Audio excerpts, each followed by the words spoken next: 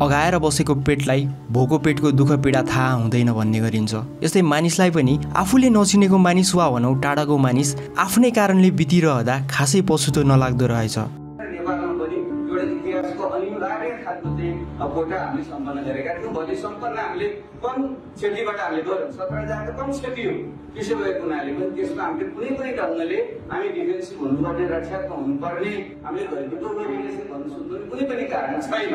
2052 सालबाट जब माओवादी आन्दोलन सुरु भयो त्यसपछि माओवादी र नेपाल सरकारका निकाय प्रहरी शाही नेपाली सेना बीच निकै नै लामो द्वन्द्व भयो। यस द्वन्द्वमा माओवादीको तर्फबाट र सेना र प्रहरीको तर्फबाट धेरैले ज्यान गुमाउनु पर्यो। यसबाहेक यस द्वन्द्वमा यी दुवैजनासँग कुनै नाता नभएका आम सर्वसाधारणले दुःख मात्र पाएनन्, उनीहरूले पनि आफ्नो ज्यान नै गुमाउनु पर्यो। त्यही ज्यान गुमाउने मध्येका एक हुन् अर्जुन लामा। 2062 सालमा ज्यान गुमाएका अर्जुन लामाको यो केस अहिले पनि चलि नै रहेको छ। अर्जुन लामाकी श्रीमती पूर्णिमाया लामाले आफ्नो श्रीमानको हत्यारालाई कारबाही गर्न माग गर्दै न्याय मागेको आज 20 वर्ष भइसक्यो। यत्रो समयसम्म न्याय माग्दा पनि न्याय नपाउनु भएको पूर्णिमाया लामाले अझै पनि हार मान्नु भएको छैन। अझ यही जेठमा सर्वोच्च अदालतले दिएको आदेशपछि त उहाँमा न्याय पाइने आशा पलाएको छ। हालै 2082 साल जेठ 21 गते बुधबार सर्वोच्च अदालतले पूर्णिमाया लामाले दिनुभएको ज्यान मुद्दाको उजुरीमा अनुसन्धान अघि बढाउन आदेश दिएको थियो। यो मुद्दामा माओवादीका अन्यसँगै पूर्व सभामुख तथा नेकपा माओवादी केन्द्रका उपाध्यक्ष अग्निप्रसाद सापकोटा पनि मुछिएका छन्। अर्जुन लामाको हत्यामा उनी पनि संलग्न रहेको पीडित परिवारको आरोप छ।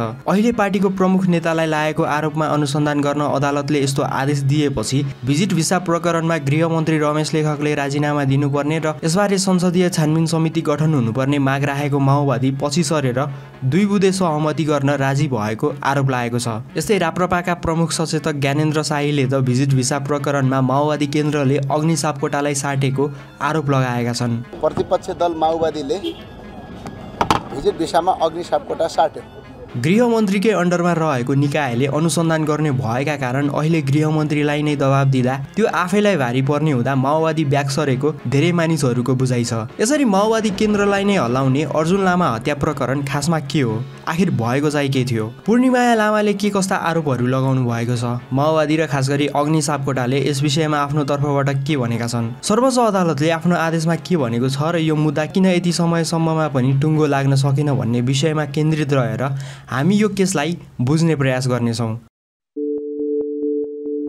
2062 साल वैशाख 16 गते त्यस दिन काभ्रेको दाप्चाका 45 वर्षीय अर्जुन लामा स्थानीय श्री कृष्ण माध्यमिक विद्यालयको व्यवस्थापन समितिको अध्यक्षमा निर्विरोध निर्वाचित भएका थिए। यसरी अर्जुन लामा अध्यक्षमा निर्वाचित भइसकेपछि अर्जुन लामा र उनको परिवार निकै नै खुसी भएका थिए। तर यो खुसी धेरै दिन त केही क्षण पनि टिक्न सकेन। हिमाल खबरलाई अर्जुन लामाकी श्रीमती पूर्णिमाया लामाले दिनुभएको अन्तर्वार्ताको अनुसार त्यही दिन स्थानीय बासिन्दा यादव पौडेल र अन्य दुईजनाले केही कुरा गर्नुपर्नेछ भन्दै अर्जुन लामालाई डाँडापारीको अर्को गाउँ लगेका थिए। त्यस दिन निकै समय बितिसकेपछि पनि अर्जुन लामा घर नफर्किएपछि उनका परिवारसँगै आफन्त र छरछिमेक उनको खोजीमा निस्किए। पूर्णिमाया लामाको अनुसार गाउँकै फलामे साखु पुलमा पुगेपछि उनै यादव पौडेल र अर्को भोला अर्यालले पुलपारी माओवादीको क्षेत्र हो भन्दै रोके। अर्जुन यही आइपुग्छ भन्दै उनीहरूले अर्जुनलाई खोज्न गएका आफन्त र छिमेकीहरूलाई पारी जान दिएनन्। त्यस दिनदेखि श्रीमान अर्जुन घर फर्किन्छन् भनेर बस्नु भएको पूर्णिमाया लामाले निकै समयसम्म कुर्दा पनि आफ्नो श्रीमानलाई भेट्नु भएन, न त अर्जुन घर नै फर्किए। पूर्णिमायाको अनुसार केही समयपछि उहाँको घरमा केही अपरिचित मान्छेहरू आएर अर्जुन त माओवादी भएको छ भनेर भनेका थिए। पूर्णिमायाको अनुसार उहाँले ती अपरिचित मानिसहरूले अर्जुन लामाको बारेमा कुरा गर्दै अर्जुनलाई खाना कपडा छैन, बिरामी छ भन्दै पैसा मागेपछि पटक पटक गरी उनीहरूलाई 7 लाख जति दिनुभएको थियो। श्रीमान माओवादीमा लागेका छन् र उनी सकुशल छन् भनेर बस्नु भएको पूर्णिमाया लामाले निकै महिना बितिसकेपछि डाँडापारीका मान्छेहरूले खबर ल्याएपछि माओवादीले आफ्नो श्रीमान अर्जुन लामाको हत्या गर्यो भन्ने थाहा पाउनुभयो। पछि उहाँले माओवादीले आफूलाई भ्रममा राखेको कुरा पनि थाहा पाउनुभयो। उहाँको अनुसार वैशाख 16 मा अपहरण गरिएका अर्जुन लामालाई धेरै नै दुःख दिएर अब घर फर्कियो भने हामीलाई गाह्रो हुन्छ भनेर असार दोस्रो साता नै टुक्रा टुक्रा पारेर हत्या गरी खाल्टोमा गाडिएको थियो। पूर्णिमायाले दिनुभएको जाहेरीको अनुसार अर्जुन लामालाई अपहरण गरेको केही समयपछि नै माओवादीका कार्यकर्ता नोर्बु मोक्तानले अर्जुन लामा अग्नि सापकोटालाई बुझाएका थिए र असारको दोस्रो सातातिर बुढाखानी गाविसको 4 किल्ला भन्ने ठाउँमा अर्जुन लामाको हत्या गरी जमिनमा गाडेको अवस्थामा पछि सब फेला परेको थियो। जाहेरीमा पूर्णिमाया लामाले निस्कै प्रत्यक्ष निर्देशनमा 4 किल्ला क्षेत्रमा माओवादी कार्यकर्ताले मेरो श्रीमानको हत्या गरी लास गाडेर हिँडेका रहेछन् भन्नुभएको छ। यो त भयो पूर्णिमायाले भन्नुभएको कुरा, तर यस केसमा माओवादीको भन्ने छुट्टै तर्क छ। अर्जुन लामाको हत्या भएको केही महिनापछि नै 2062 साल पुस 2 गते माओवादीका नेता सूर्यमान दोङले पत्रकार सम्मेलन गरेर अर्जुन लामा माओवादी कार्यकर्ताको नियन्त्रणमा रहेकै बेला नेपाली सेनाले हेलिकप्टरबाट गोली र बम प्रहार गर्दा अर्जुन लामाको मृत्यु भएको बताएका थिए।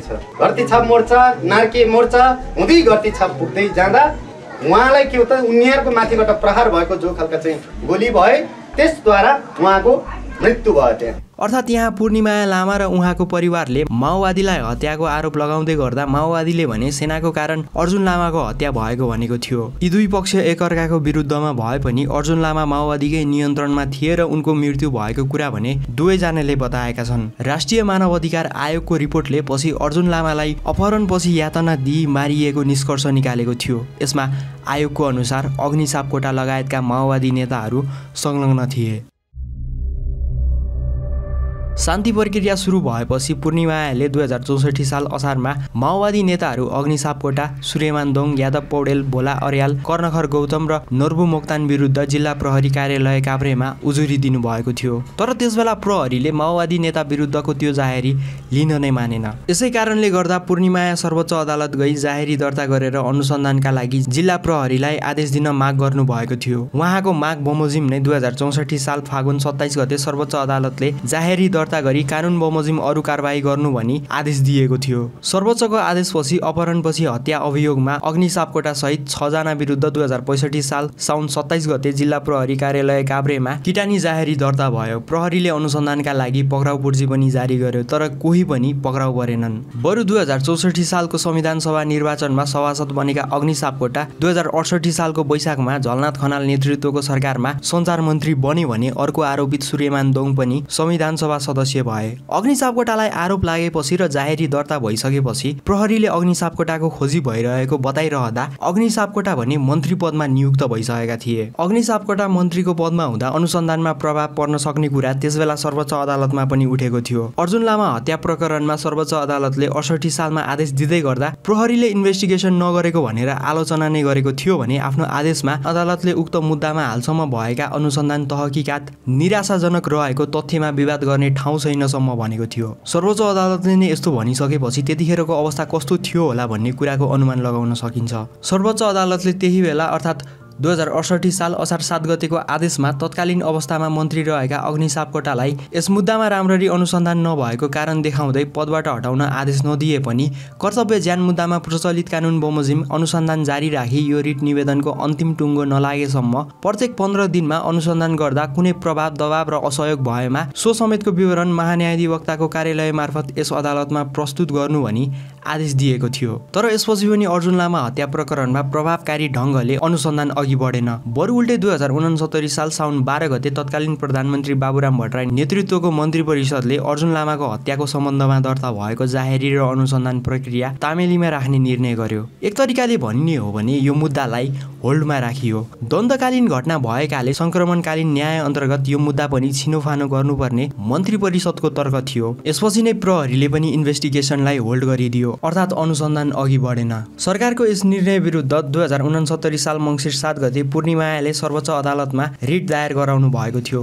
यसपछि नै त्यसबेला सर्वोच्च अदालतले मन्त्री परिषदको निर्णय तत्काल कार्यान्वयन नगर्न र निवेदकको माग बमोजिम आदेश किन गर्नु नपर्ने हो भन्दै सरकारलाई कारण देखाऊ आदेश दिएको थियो। यसपछि पनि अर्जुन लामा हत्या प्रकरणमा प्रभावकारी ढङ्गले कानुनी प्रक्रिया अघि बढ्न सकेन। 2082 सालसम्ममा आइपुग्दा सर्वोच्च अदालतले यस मुद्दामा विभिन्न प्रकारका आदेश दियो। 2072 सालमा यस मुद्दालाई संवैधानिक इजलासबाट टुङ्गो लगाउने निर्णय लियो। संवैधानिक इजलासमा पनि कहिले हेर्न नभ्याइनेमा त कहिले हेर्दैमा रहेर दशक बित्यो। यसबीचमा हत्याको आरोप लागेका अग्नि सापकोटा सञ्चार मन्त्रीमा मात्र सीमित रहेनन्। उनी 2072 सालमा वन तथा वातावरण मन्त्री बने भने 2076 सालमा प्रतिनिधि सभाको सभामुख नै बने। तर अर्जुन लामा हत्या प्रकरणमा न त अनुसन्धान अघि बढ्न सक्यो न त पूर्णिमाया लामाले न्याय नै पाउनुभयो। अन्ततः 68 पटकको पेशीपछि 2082 साल जेठ 21 गते सर्वोच्च अदालतको संवैधानिक इजलासले अग्नि सापकोटालाई समेत आरोपी बनाएर दर्ता गरिएको उजुरी तामेलीमा राख्ने सरकारको 13 वर्ष अघिको निर्णयलाई बदर गर्ने फैसला गर्यो। अदालतको उक्त फैसलाले अर्जुन लामा हत्या प्रकरणमा अनुसन्धान अघि बढाउन बाटो खुलेको छ। यद्यपि यस फैसलाको पूर्णपाठ भने आउन बाँकी नै छ।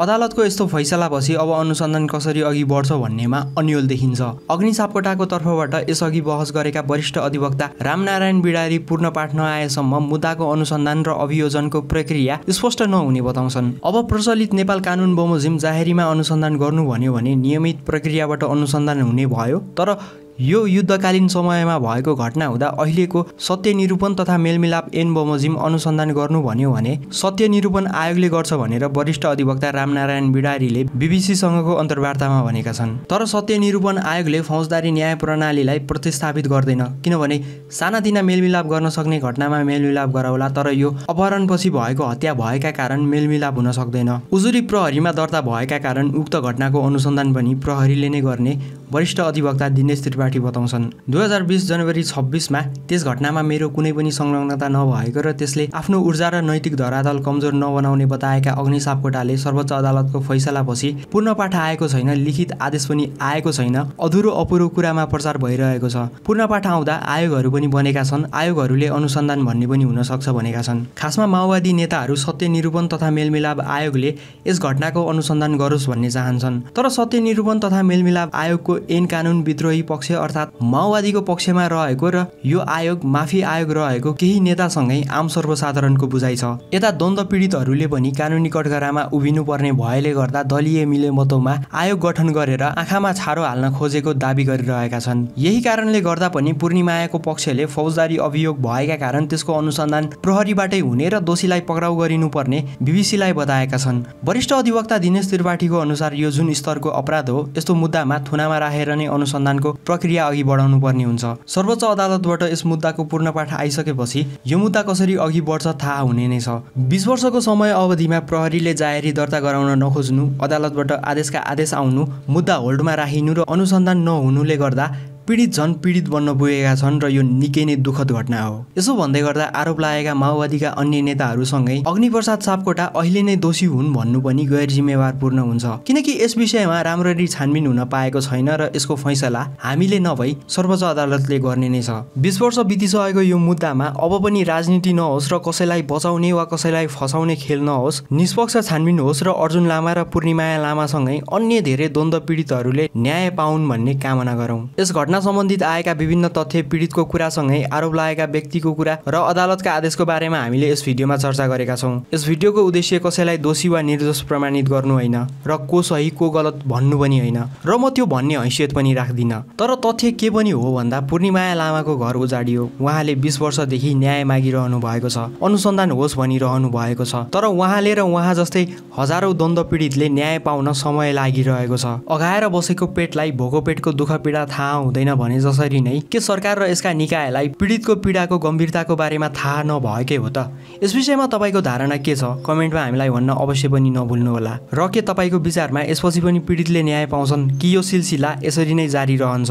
माओवादी र नेपाल सरकार बीच द्वन्द्व जारी रहँदा म त निकै सानो थिएँ, तर मैले मेरो परिवारले यसै कारणले गर्दा दुःख पाएको सुनेको छु। के त्यसबेला तपाईँ वा तपाईँको परिवारलाई पनि यस द्वन्द्वले प्रभावित पारेको थियो?